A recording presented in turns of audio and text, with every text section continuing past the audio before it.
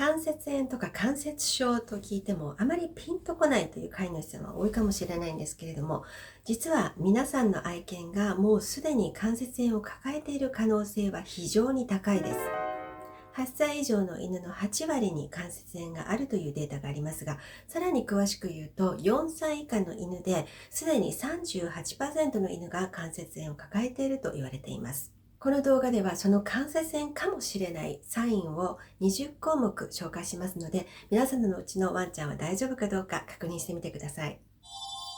1、歩くスピードが遅くなった。散歩に行くのを躊躇する。行きたがらない理由が他にも考えられる場合は、それを一つ一つ排除して、まず、行けるのかどうか確認してみるといいと思います。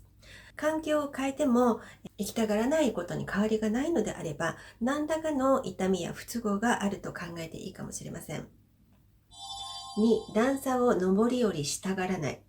階段を使いたがらなくなった。以前は自由に階段を使えていたのに、いつの頃からか階段を嫌がるようになったというのであれば、明らかに、体に何か不都合があるはずです。関節を守るためにジャンプをさせることを避けた方がいいのは確かなんですが、なぜ自らそれをしなくなったのか、その理由を考えてみましょう。3、寝ている時間が増えた。気持ちよさそうに熟睡しているのではなくて、体を丸めて、目を細めてじっとしているような感じがするのであれば要注意です。痛みがなければ、体をのびのび伸ばしてリラックスして、横になれるはずです。4、体の動きがぎこちない。流れるようなしなやかな動きとは対照的に、一つ一つの動きが大げさだったり、もしくは慎重に見えることがあります。5、気質が変わった。ここで言っている気質というのは、人や犬に対する、反応や行動のことを言っています。皆さんの愛犬がね、若い頃はどうだったかなということをちょっと思い出してみてください。毎日一緒に暮らしていると、何年も前のことはいつの間にか忘れていたり、もともとこうだったよなっていうような感じで、間違えて覚えていたりするということも、結構あるかもしれません。他のワンちゃんと絡みたがらないのは、もともとそういう性格だったのか、それともワンプロするには体がしんどいからそれを避けるようになったのか考えてみましょう。6、関節を舐める。特に多いのが手根関節と言われる、人の、手首にあたるところですけれども、犬は体の前方に体重がかかりやすいので、どうしても手首に関節炎が起こることが多いです。そしてまた舐めやすい位置にあるということもあって、手首に違和感や痛みがある場合、必要に舐め続けてしまうということが多いです。ただ舐めるという行為には本当にたくさんの原因が考えられるので、簡単に決めつけてしまわないということも同時に大切です。7、足を引きずる。引きずり方が小さくて、犬もそれを見せないように、うまく、やり過ごしていたりすると、飼い主さんが、歩き方に変化が起こっているということに、気づきづらい場合が多いです。パッと見てわかるような引きずり方である場合は、早急に診断治療が必要です。8、落ち着くまでに時間がかかる。どうやって痛くなく横になるかっていうのはですね、慢性痛を抱える犬にとって本当に悩ましいことなんですね。その日によって調子のいい関節、悪い関節があって、体をかばって左右対称に使えていない筋肉というのは、大抵どこかが筋肉痛になっていて、本当にどうやってどうやって横になるかっていうのはとても大変な問題なんです。そのためにですね、落ち着ける体勢を見つけるまで時間がかかります。9、排尿・排便に時間がかかる。泌尿器系や消化器系の問題がある場合は別として、排尿・排便の体勢になる、またはその体勢を保つことが痛みのせいで難しいという場合があります。10、姿勢が変わった。男性の痛みとともに暮らしていますと、大抵背中が曲がって、前足両足ともにお腹の方に入って、こんな感じの姿勢になることが多いです。11、聴覚過敏。以前は音に対して、過剰な反応をするということはなかったのに、急に始まった新しい反応である場合もありますし、もともと大きな音が苦手だったワンちゃんが、それがもうさらに悪化するという2通りがあります。12、恐怖症。以前はそうではなかった特定の対象や状況に対して異常な恐怖、不安、緊張を感じるようになる場合があります。13、グルーミング、爪切り、病院など体を扱われる際の許容範囲が減った。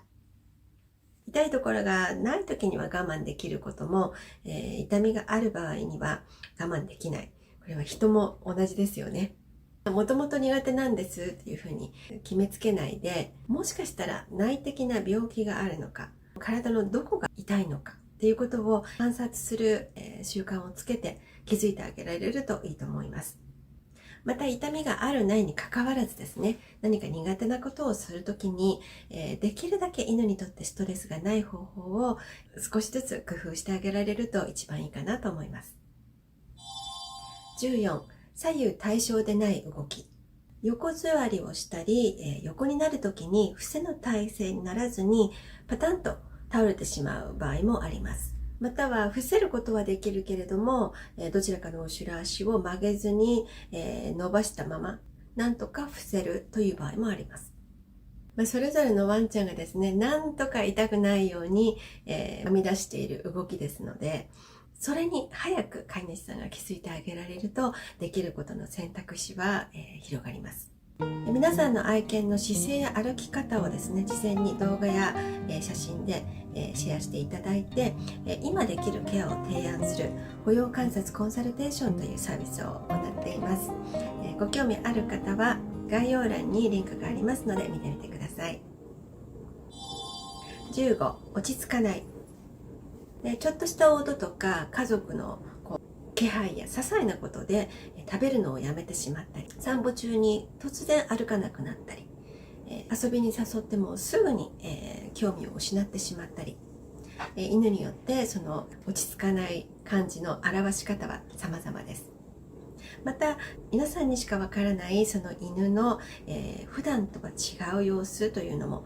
あると思いますので、普段から愛犬がどう感じているのかっていうことを想像してみる、習慣があると分かりやすいです。16、パンティングする。落ち着かないだけでなくてですね、さらにハーハーしているとストレスの度合いが上がっているイコール痛みがあるかもしれないというふうに考えられます。暑い時や運動した後にハーハーするのは正常ですが、パンティングはストレスを感じた時のサインでもあります。17、毛並みや毛吹きが変わった。毛並みの変化については2通りあります。1つ目は犬の体の使い方の変化による場合です。例えば痛いところをかばいながら、同じ方をいつも下にして横になるので、いつも同じところに体重がかかって、紐が擦れるのでそこが薄くなってしまったり、触った感じがゴワゴワしたり、そういう、変化で、2つ目は体の内的な、変化によるものです。関節に痛みがある、つまり炎症を起こしていると、その周辺の、筋肉、そしてそれを覆っている筋膜、そしてそれを覆っている皮下組織、そして皮膚、毛包。毛包というのは毛根を守って、紐を作る組織ですね。そして紐、この全てに影響が及んでいるという状態です。例えばブラッシングとかしながらですね、あれなんかここだけ、急にこうなんかウェーブがかかってるなとか、毛の流れがここだけ逆方向だなとか、なんかつむじみたいになってるなとか、気づいたことはないでしょうか。18、爪の擦れ具合が不均等。ある足のある部分に多く体重が乗っていて、別の足の別の部分には体重が乗っていないということが、一番わかりやすいのが爪です。つまり体重が乗っていない足は、痛みがある可能性がある、もしくは何らかの使いにくい理由があるということです。うちのブレアはですね、左の前足が右より長くて腰が肩より高いので、しっかりと四肢にバランスよく体重を乗せるということができません。そのために足の指と肉球が変な角度に倒れているので、爪の減り具合は一本一本全く違って、肉球の位置ももうずれてしまっています。爪だけでなくて、肉球も、ある部分だけすり減っているという場合が多いので、それも合わせてチェックしてみましょう。19、歩行時に頭を下げていることが多い。冒頭で8歳以上の 80% 以上に関節炎があるというお話ししましたけれども、平均してですね、1頭につき3箇所に炎症があるというふうに言われています。どこに痛みがあるかによって犬の歩様、歩き方はちょっとずつ変わってきますけれども、体というのはそれぞれの部位がですね、お互いに助け合って機能しますので、痛みが数箇所に及ぶ場合はですね、ほぼほぼ頭の位置は下がっていると言っていいと思います。20、食欲が減った。痛みの感じとか表し方、許容範囲というのは個体差が大きいですけれども、別の理由で食欲が減っている可能性もあるかもしれないので、それを排除した上で、それでも食に対する興味がないという場合はですね、痛みがかなり進行している可能性があります。いかがでしたでしょうか。一つでも当てはまるもの、ちょっと気になるなっていうものがある場合はですね、その原因はまず何か考えてみて、それが解消できるものはしていきます。そしてその行動もしくは反応が変わるのか変わらないのか、そこがまず、取っかかりのまず一歩だと思います。で、改善しない場合、もしくはもう本当に確認したいっていう場合は診察を受けてください。関節炎の有無はレントゲンで確認できます。